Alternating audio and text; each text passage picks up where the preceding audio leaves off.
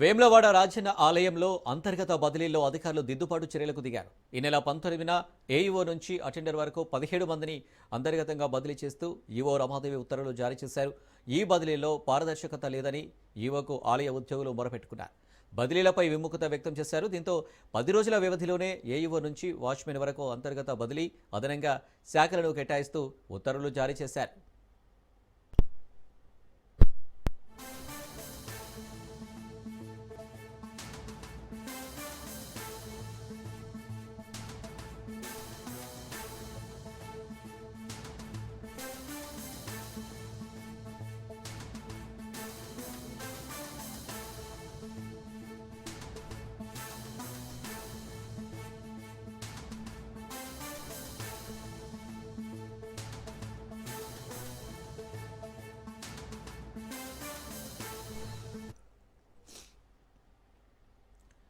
వేములవాడ రాజన్న ఆలయంలో అంతర్గత బదిలీలో అధికారులు దిద్దుబాటు చర్యలకు దిగారు. ఈ నెల 19న ఏఈఓ నుంచి అటెండర్ వరకు 17 మందిని అంతర్గతంగా బదిలీ చేస్తూ ఈవో రమాదేవి ఉత్తర్వులు జారీ చేశారు. ఇక దీనికి సంబంధించి మరిన్ని డీటెయిల్స్ మా ప్రతినిధి రవీందర్ అందిస్తారు. రవీందర్.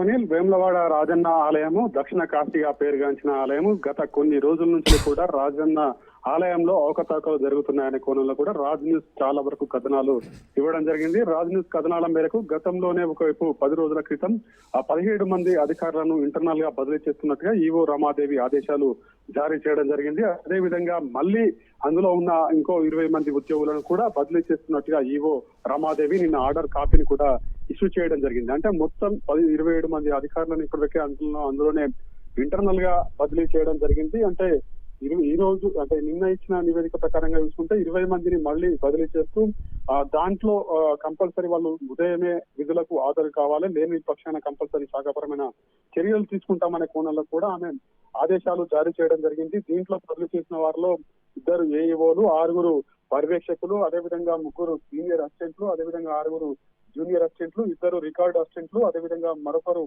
వాచ్మెన్. అంటే మొత్తం 20 మందిని కూడా బదిలీ చేస్తున్నట్టుగా ఉత్తర్వులు అయితే జారీ చేయడం జరిగింది. గతంలో 17 మంది, మొత్తం 27 మంది అధికారులను మాత్రం దాంట్లో ఇంటర్నల్ గా బదిలీ చేసిన పరిస్థితి అయితే చెప్పవచ్చు. ఎందుకంటే వేములవాడ రాజన్న ఆలయంలో ఇప్పుడు ఒకవైపు కైకర్యాలు జరుగుతున్నాయి కాబట్టి భీమన్న ఆలయంలో ఇప్పుడు పూజలు జరుగుతున్నాయి. అక్కడ భక్తులు అధికంగా వస్తున్నారు, రద్దీ ఉంటే ప్రాంతంగా కూడా మారుతుంది కాబట్టి కంపల్సరీ అధికారులను ఎక్కడెక్కడ ఏ విధంగా డివైడ్ చేయాలి, ఎక్కడెక్కడ ఏ విధంగా వాళ్ళకు విధులు నిర్వహించే విధంగా ఇవ్వాలనే కోణంలో కూడా ఈవో రమాదేవి దీనిపైన దృష్టి పెట్టి వాళ్ళను బదిలీ చేసినట్టుగా చెప్పవచ్చు. అంటే రాజు న్యూస్ కథనాల మేరకు ఇది స్పందన అని కూడా చెప్పుకోవచ్చు. గతంలో కూడా 17 మందిని సస్పెండ్ చేసి ఒకవైపు వీళ్ళను బదిలీ చేశారు. ఇప్పుడు 20 మందిని కూడా దాంట్లోనే ఇంటర్నల్ గా బదిలీ చేస్తూ ఉత్తర్వులు జారీ చేయడం జరిగింది. ఎందుకంటే అక్కడ ఉన్నవారు మాత్రం అదే ఉద్యోగంలో అంటే ఒకటే పోస్ట్ లో ఉన్నట్టయితే, ఒకటే వాళ్ళకి బాధ్యతలు ఉన్నట్టయితే కంపల్సరీ చేతి వాటాలు చేస్తున్నారు, లేకపోతే అవకతవకలు కూడా చేస్తున్నారు, అక్కడ విధుల్లో చక్కగా నిర్వహించడం లేదనే కోణంలో కూడా ఇవన్నీ ఆలోచన చేసిన అనంతరమే కూడా రమాదేవి నిర్ణయం తీసుకోవడం జరిగింది. ఈవో ఆదేశాలు కూడా